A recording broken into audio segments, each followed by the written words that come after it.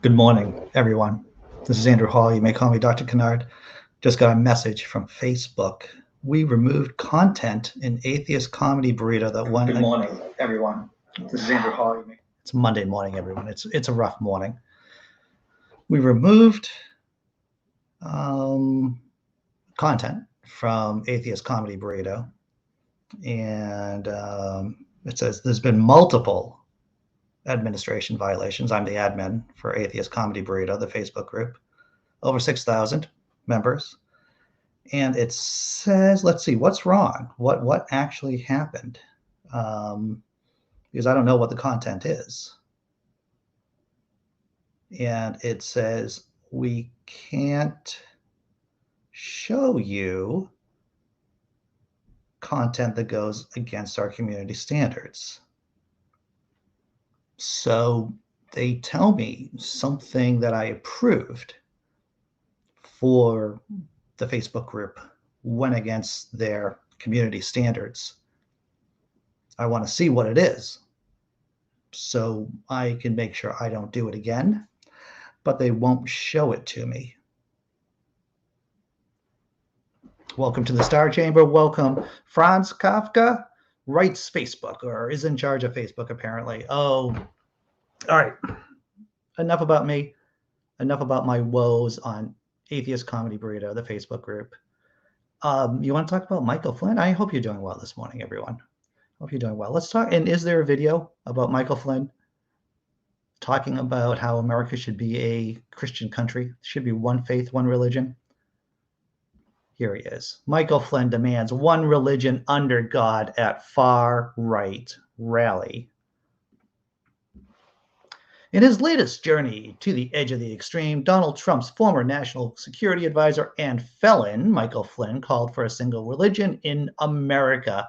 If we are going to have one nation under God, which we must, we have to have one religion, Flynn said in San Antonio at a stop for the far-right Reawaken America tour, One Nation Under God and One Religion Under God. The Reawaken America tour features Flynn and other Trump allies such as Roger Stone and MyPillow CEO Mike Lindell. It highlights anti-vaccine doctors, including controversial Stella Emanuel, who believes that some medical conditions are caused by demonic sperm when demons have sex with humans in their dreams. Sounds like a reputable doctor to me. All right. So I promised you video of Michael Flynn talking crazy.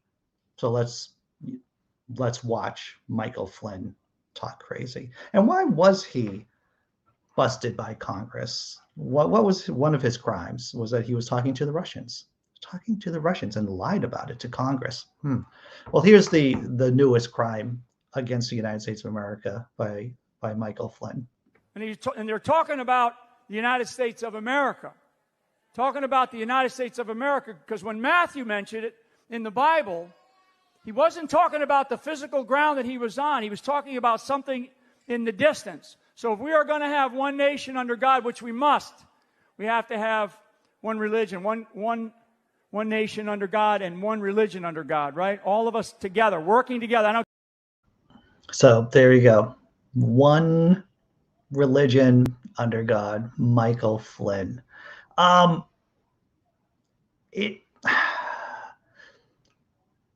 of course, Republicans aren't saying, hey, Michael Flynn, maybe you should stop doing that thing. No, of course not. It's more like rah, rah, team, fascism, yay. Gonna check out the chat, see how everyone's doing this morning. Yo, what's up, Rage? Douglas, good morning, sir. Good morning. And it's important to point out that Michael Flynn, in his speech, did say that it doesn't matter what particular Christian sect that you're in, as long as we're all Christians, which I think we know that that's a ton of crap. If theocrats actually take over the United States of America, would they consider the Church of Latter-day Saints, Mormons, Christian? How serious would they consider the Judeo-Christian the Jewish part of Judeo-Christian morals to be serious, right? Jews aren't Christian. Muslims certainly not.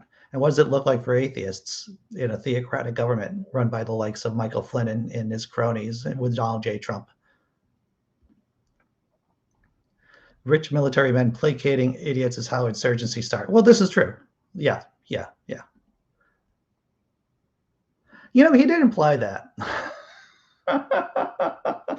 He did imply that, girlfriend. Did he say Matthew mentioned the United States of America in the Bible? He implied it. Though that does sound like something evangelicals would say, that the U.S. was so mentioned in the United States of America. Scott Ducos, that's what I heard. Okay, gonna start out the beginning. What's up, Big Zebra? Glad that you're here this morning. Hope everyone had a good weekend. Grand Farmer, greetings. Tobin, glad to see that you're here. Dr. Mordecai, Jess M. Rage, always good to see Rage here. Douglas, Rage, are you still being successful about taking your sabbatical from YouTube? All right. So yeah. So first story, unofficial, the first story was, of course, my wrestling with Facebook and them not telling me why a piece of content got flagged. I mean, I might just shut down the whole Facebook group.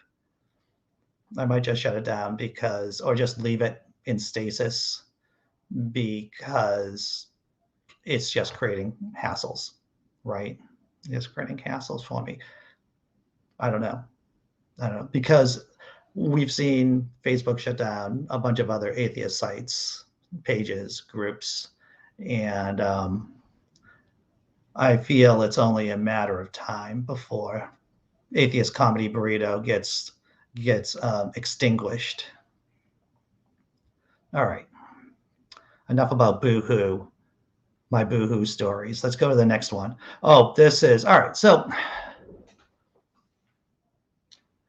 it's no surprise that Michael Flynn, the man who was pardoned by Donald J. Trump, wants a Christian-only America, right?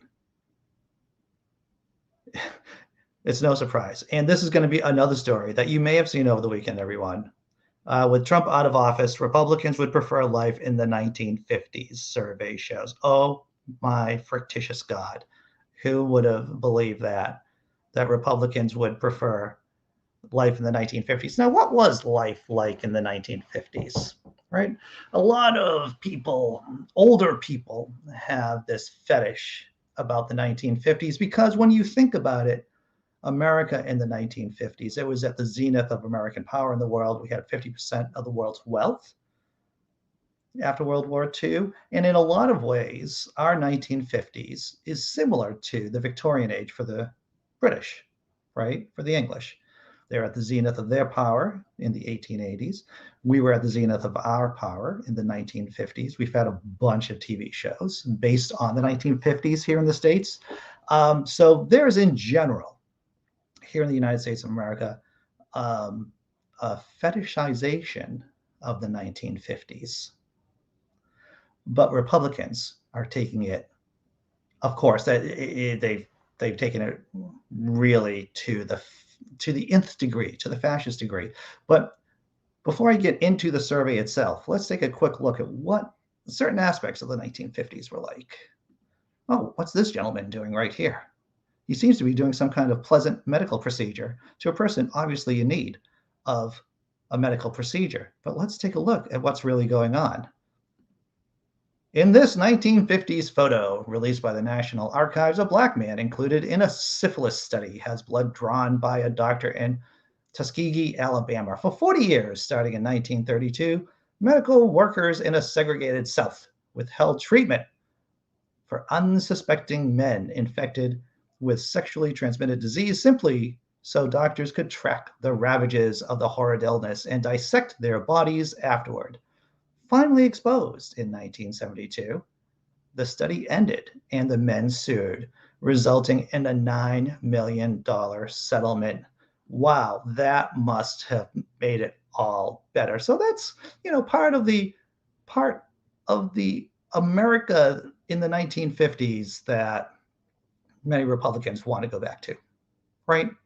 segregation, whites having their own bathroom, blacks having their own bathroom. It's funny how these bathroom issues keep coming up amongst the insane right here, whether it's about gay men using men's bathrooms or people who are trans choosing their bathrooms. It always seems to be about bathrooms.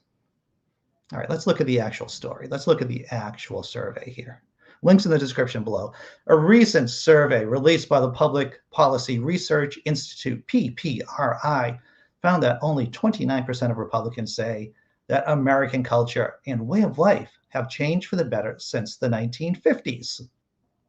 The number is a leap down from 2020, when 46% of Republicans said American culture and way of life had changed for the better since the 1950s, but is only 2 points off from what Republicans said in 2016, before Donald Trump was elected president. So that means during Trump's presidency, people thought, hey, or more Republicans thought, hey, America's on the right track. But now that the fascists are out of office, they're like, well, maybe life was better back in the 1950s when white supremacy was just kind of assumed, and WASP America, white Anglo-Saxon Protestant, was the main power structure, right? Yeah, let's go for the next one. It is notable that Republicans have gone up in their views during the Trump administration at the end of the height of his presidency, and just a year later, they had dropped down to where they were when Trump was running for president back in 2016, said Robert P. Jones, the founder of PPRI. Clearly, they thought Trump was taking it back to a version more consistent with the vision of the country that was more consistent with the 1950s. So Republicans, and this is true, right? It's difficult for me to think of a Republican president who was forward thinking. It seemed like all the presidents, at least Republican presidents in my lifetime, seemed to be trying to bring us back to the 1950s, right? That seemed to be the message. Northwestern University professor Kevin Boyle said one thing that was striking to him about the survey results is that presumably huge numbers of Republicans who answered the question didn't live in the 1950s. Think about that, everyone. But for a certain portion of the population, he said, life was pretty good, especially in the latter half of the decade. Yes, for the white portion, everyone, for the white portion, the ones who got benefits from government programs. Yeah, life was pretty good for white folk in the 1950s, or at least, in comparison to everyone else who was getting screwed at the time. So the people who thought life was better in the 1950s weren't actually alive in the 1950s. Right? So there's this kind of halcyon, some kind of fantasy vision of the 1950s for a lot of Republicans. And is it any surprise that the people who don't read the Bible but glamorize the Bible fetishize the 1950s, even though they don't know a lot about the 1950s? Not surprising. Again, check out the chat before doing the halftime tummy rub show. What's up, 420 Atheist? Glad to see that you're here. Good morning, Sean. They say that's a very good point. They say the 1950s, but they mean the 1850s. And of course, the 1850s was before the Civil War, and when you had chattel slavery still going on here in the States. Well, Big Zebra, you raise a good point. In the 1950s, I think people approved of vaccines, so that's good. This is true. You'll see these memes kicking around the internet about how kids getting their polio vaccine, smallpox, measles vaccines, and everything without blinking an eye about it. Well, yeah, I was not alive during the 1950s, but you could just take a cursory look at your history book and see that the 1950s was not a perfect place. But yet, a lot of Republicans want to bring us back to that. That's right, Rage. The 1950s, when women were doing laundry and making dinner, and whites could go out in public without seeing the others. Schools were doing A-bomb drills. This is true. They were doing the duck and cover. What was it? Was it duck and cover? It was when kids were just like going underneath their desks in case of the Russians would drop atomic bombs on us.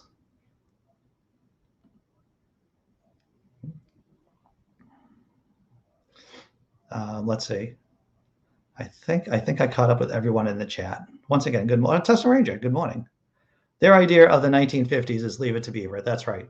They didn't think about rampant, out of control air pollution, dirty water, yeah, or anything like that.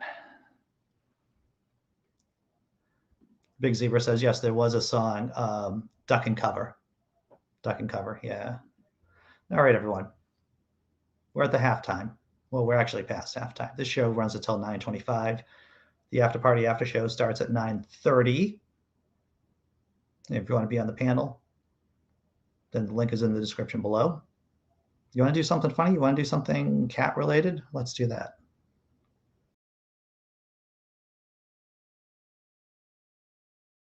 You want food? Yes. Alright, you want a salad? Yeah. Aren't you a vegetarian? Ha! So funny. Alright, let me guess. Tuna? Yeah. With pickle juice? Yeah. It's pretty good. Gross. So gross.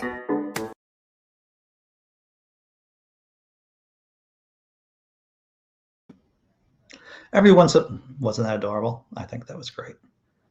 Okay. I wanted to end off today's show with a happy, heartwarming story, right? We saw something about Mike Flynn, right? Doing fascisty stuff. We saw a survey about Republicans wanting to drag the country back to probably the 1850s.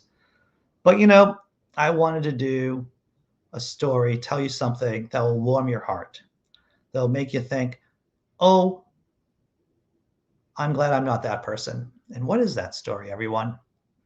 This can be put under the category of stupid criminals or would-be criminals. Michigan woman pleads guilty after trying to have ex-husband killed through fake rent a hitman site. Let me say it again for people in the cheap seats. Michigan woman pleads guilty after trying to have ex-husband killed through fake rent a hitman website. The website I didn't put the link in the description because I just discovered this story just a few minutes ago. And I thought, well, this is just crazy. And here's the woman. Here's the person who tried to kill her ex-husband. Right there. I don't know what she did. Did she just Google rent a hitman? Did she just Google hitman one evening and said, hey, look at this, #1 in the Google search. This looks legit. And you know what I'm surprised about is that this is not a Florida story, right? You would expect this to be a Florida woman story, but no, it is not.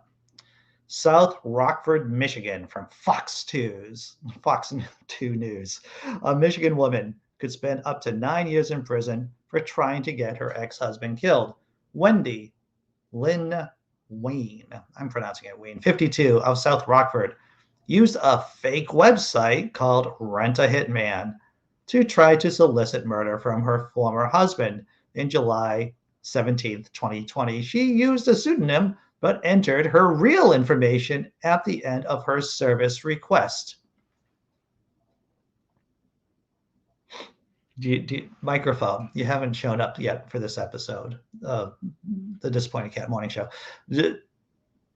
She really tried, right? She put in a fake name at the beginning of the form, but probably when she got down to the contact information, that's when she put down her real name and address. That's what I think, right?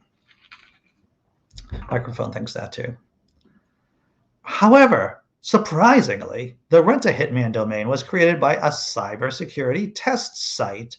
The website's owner contacted Michigan State Police, who contacted Ween, posing as someone from the site. The undercover detective met with Ween at a cafe where she said she wanted to have her ex murdered. She gave the detective his home address, work address, and work schedule. I'm surprised she didn't tell the man how she wanted her ex-husband killed. I wonder before they got divorced, her and her ex-husband, whether or not they were in marriage therapy. And just, I would have been intrigued to see what marriage therapy for those two would have looked like. She also said she would pay $5,000 for the murder. At a second meeting that same day, I guess she was really motivated, she gave the detective $200 as a down payment. Ween was charged with solicitation of murder and using a computer to commit a crime. She pleaded guilty to both charges on Friday. Her plea agreement has a cap of 108 months in prison. She will be sentenced on January 13th, 2020. Yeah, so I guess she was really motivated. She was willing to pay $5,000, which seems to be a low amount of money if you want to kill somebody. I don't know what the current rates are. Do you know what the current rates are for killing someone, microphone? Microphone doesn't know. No, we don't know those things. What? I don't know. So that should make you feel better. Whatever's going on in your life that might be making you feel bad, at least you didn't fall for a Rent-A-Hitman website. All right, checking out the chat. Silly honeypot sites, exactly, Grand Farmer. She should have gone to the Whack-A-Hubby Facebook page. I like that, Sean. All right, checking out what else is going on here in the chat. Well, that's a good question. You know, lions or crocs or bears, I don't know. Well, you know, 420, she doesn't seem like a bright woman. So maybe she did. You know, I did some more reading on this particular story, and the guy who created the website did it while he was in college. He forgot about the website, and then he opened it up one day, opened up the inbox of the website, and just saw all of these messages wondering about how they can purchase the services from Rent-A-Hitman. This is not the first person the owner of that site has informed about to the police. Just the most recent one. See what else.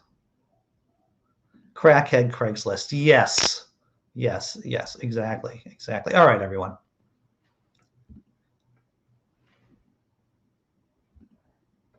It makes me feel secure that Andy doesn't know how much it costs to kill your partner. That's good. Yes, girlfriend. Yeah, I don't. Okay. Before we start ending the show, I want to just say thank you for YouTube members. You know, once again, there's no ads here.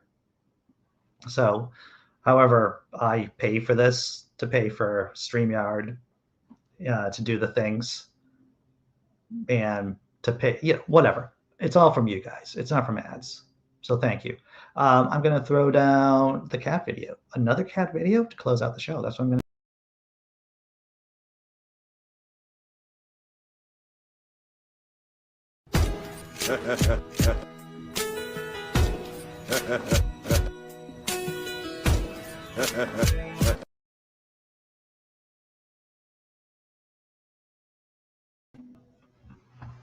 Evil cat. Did you see the cat video I posted over the weekend? It's a short one. It's like 10, 15 seconds long of Biscuit, just doing Biscuit things.